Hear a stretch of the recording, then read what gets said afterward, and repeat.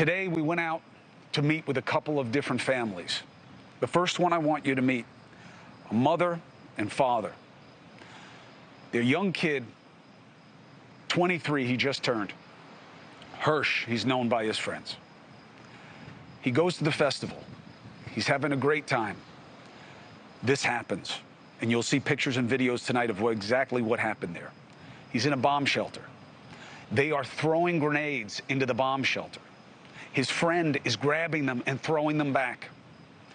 Some get through. They believe that this kid has part of his arm blown off. He's trained as a medic.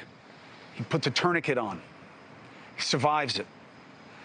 The terrorists then say, if you can walk, get up, after people all around him have been killed, and you will see tonight what that looked like in real time. He then is taken, and now his family is desperately trying to get him back and has a message for Hamas and for you. Here it is. You've got like a little mission control command center going here. We just were putting away stuff that's sort of sensitive because we keep a huge whiteboard because this is our situation room. We're doing here everything that not everyone can do right now, because when your house is on fire, you've got to spread out and, you know, try to control what's happening. So I think the whole country is trying to do that. What we're about right now is, of course, we want our son and hostages released. That's not even where we are right now. We know from witness testimony that our son's arm was blown off by a grenade.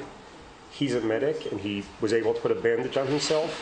He tourniqueted it. Since Saturday morning, he has been with an arm blown off, and we have no idea if he's getting anybody to treat it. Have you seen any sign of him? Was any of this video that came out? No. You just know from people who were with him? Right.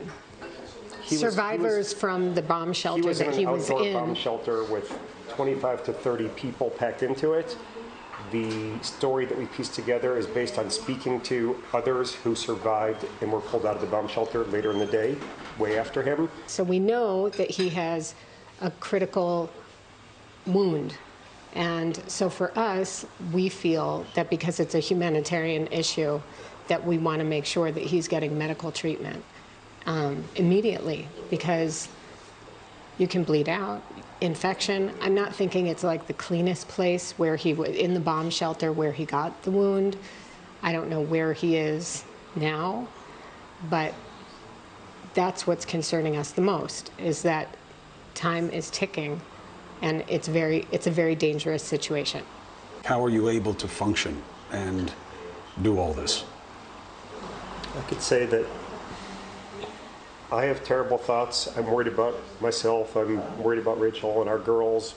But my number one thought right now is whatever we're experiencing, the trauma that we're going through, for him, it's 100 times worse. All I'm thinking about is he's not able to sit on a couch and relax for a minute. He's not able to have a cup of coffee.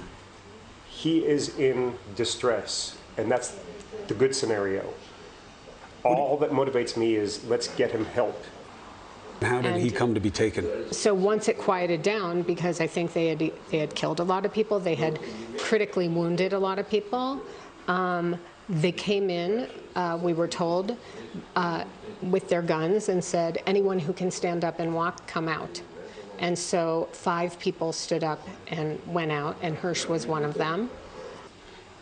You said it's surreal when you heard that Hersh was one of the people who was involved in this. Could you even believe it? I instantly knew when I read the text that he wrote that he was in trouble.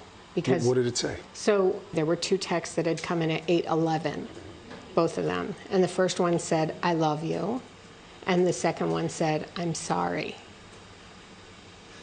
And so I knew something terrible was about to happen to him.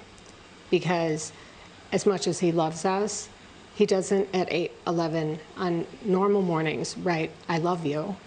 And the fact that he wrote, I'm sorry, I took immediately to mean something really bad is going to happen to me, and it's going to cause you a lot of pain. That's how I took it immediately. Immediately. Hey, thank you for watching. Please go to newsnationnow.com, newsnationnow.com, and you can find NewsNation on your television provider. And Don't forget to click the red subscribe button down below.